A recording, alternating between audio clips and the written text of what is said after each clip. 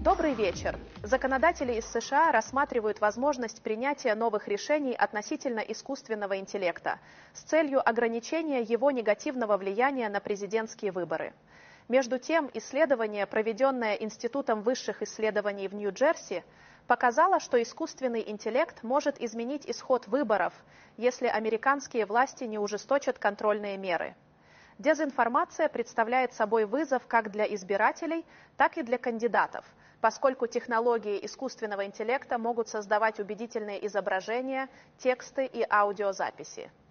I will now read the news in another language. This time, it will be Spanish. Buenas noches.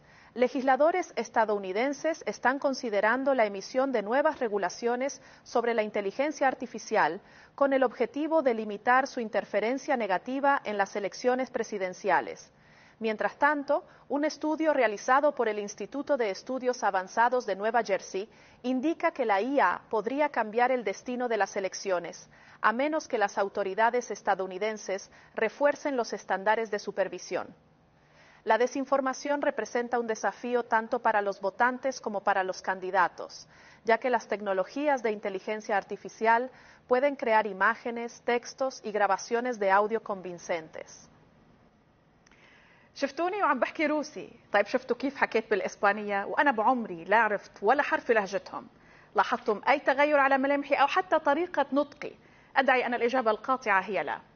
أعزائي المشاهدين، هذه لم تكن أنا، بل كانت نسختي بالذكاء الاصطناعي. فريق الشرق الإبداعي أعد نسخة طبق الأصل مني، لكنها تتحدث بلغات العالم. فعليا لو قالوا لي قبل سنة فقط من اليوم أنني سأنظر إلى نفسي لأرى نسخة أخرى مني، كنت سأقول أنه خيال علمي، أو أن من يخبرني مصاب بالهذيان أو الهوس على أقل تقدير.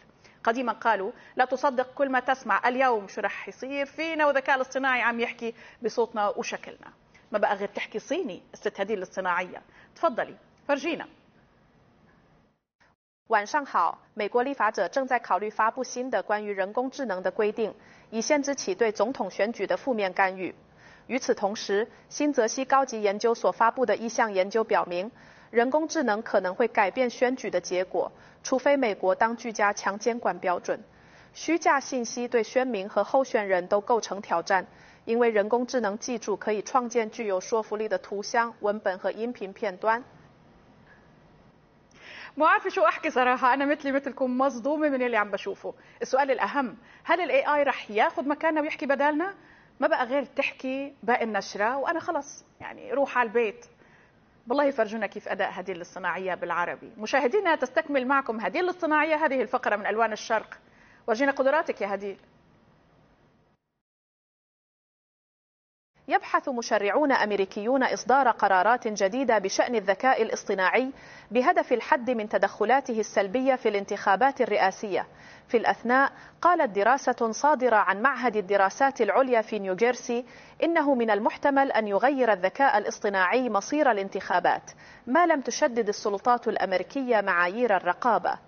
وتمثل المعلومات المضللة تحديا للناخبين والمرشحين، لأن تقنيات الذكاء الاصطناعي تستطيع إنشاء صور ونصوص ومقاطع صوتية مقنعة.